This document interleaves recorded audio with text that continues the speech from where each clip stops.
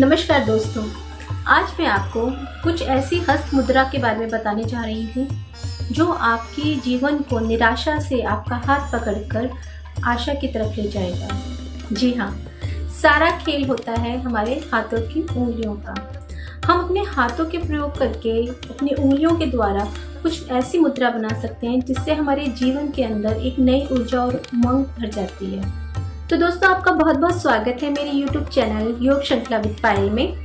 आज मैं बात करने जा रही हूँ उत्तरबोधि मुद्रा के बारे में, जिसे अंग्रेजी भाषा के अंदर अवेकनिंग मुद्रा भी कहा जाता है। और यह अपने आत्मज्ञान को जागृत करने की एक ऐसी मुद्रा है जिससे कि आप अपने मन के अंदर जितने भी उतार चढ़ाव आ रहे हैं उनको कंट्रोल कर सकते हैं। दोस्तों, उत्तरबोधि एक संस्कृत भाषा का शब्द है जिसका अर्थ है ऊपर की ओर या जागृति के करीब।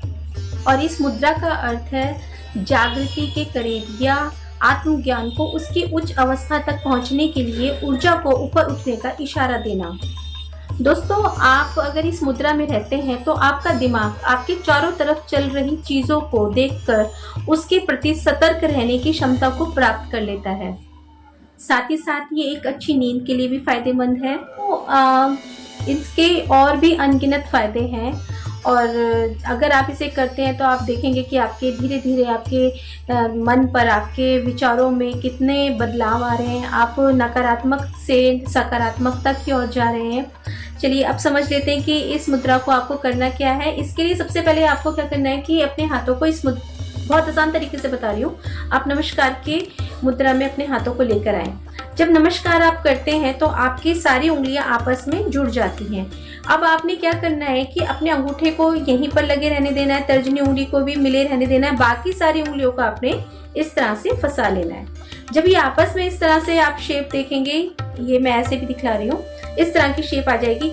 अब यहाँ से आपने अपने अंगूठे को खोल देना है। जब आप खोल देंगे इस तरह से, आप देखेंगे कि ये योनि मुद्रा भी बन जाती है।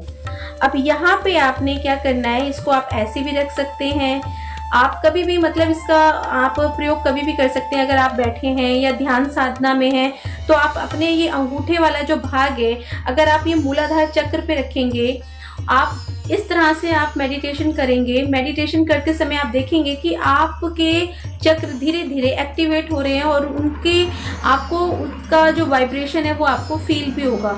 अगर दोनों अंगूठे आपके मूलाधार चक्र से होते हुए धीरे धीरे ऊपर की ओर आ रहे हैं तो एक एक चक्र आपका धीरे धीरे से जागृत होने की अवस्था में अपने आप को तैयार करेगा। आप देख सकते हैं, इस तरह से आप लेकर आ सकते हैं। या आप सिंपल तरीके से आप अपने हृदय चक्र पे ये अंगूठे दोनों यहाँ पे आपने रखना है और यहाँ पे रखने के बाद आप इस तरह से भी आप ध्यान साधना कर सकते हैं।